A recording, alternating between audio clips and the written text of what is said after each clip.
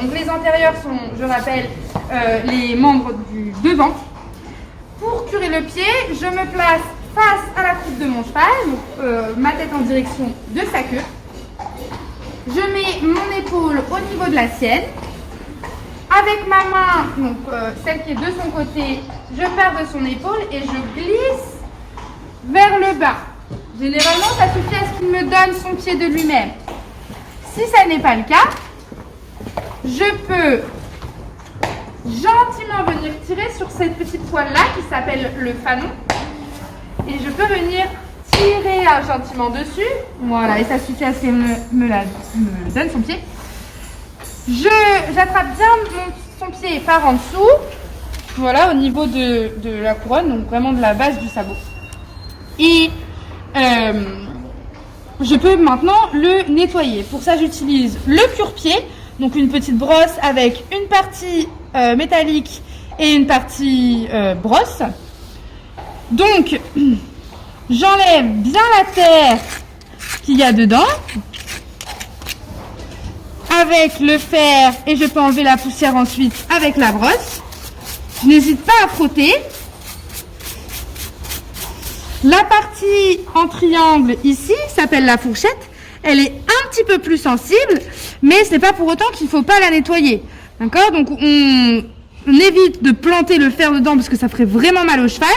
Mais par contre, il faut quand même bien nettoyer les lacunes sur les côtés, donc ces endroits-là. Et également, je le fais délicatement, mais je le fais quand même, la lacune médiane, c'est-à-dire le petit trou qu'il y a au milieu de la fourchette. Voilà, on voit qu'elle ne réagit pas du tout, ça lui fait pas mal si j'y vais délicatement. Et je laisse un pied bien propre. Pour reposer le pied, je l'accompagne délicatement jusqu'au sol. Voilà, et je ne le lâche pas pour ne pas risquer qu'elle se blesse. À l'arrière, je vais procéder de la même manière. Je me place toujours dos à sa tête. J'ai mon épaule au niveau de sa hanche. Ma main qui est de son côté va venir longer le membre de haut en bas.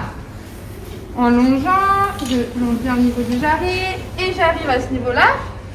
Je soulève le pied, là il était déjà un petit peu soulevé. Donc, ensuite je peux procéder au nettoyage.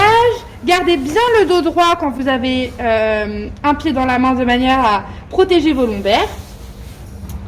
J'enlève d'abord la terre et le crottin. Je n'hésite pas à frotter avec la partie en fer, surtout sur la sole qui est donc cette partie-là. Voilà. Et la brosse pour parfaire le nettoyage. Voilà, je creuse bien dans les lacunes.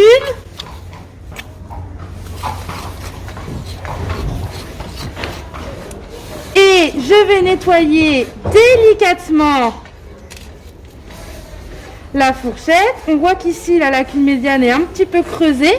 C'est une partie qui peut être sensible, donc je le fais doucement, mais j'enlève bien les saletés avec la partie en fer et la brosse.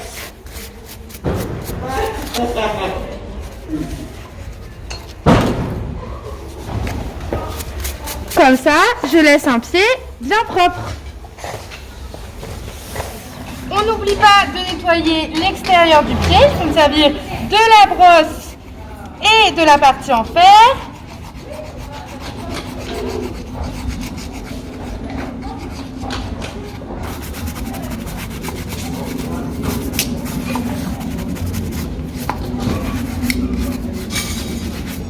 Pour cette étape, je peux me mettre accroupi, mais je reste toujours bien en appui sur mes pieds sans poser ma main au sol, de manière à pouvoir me dégager si le cheval venait à bouger.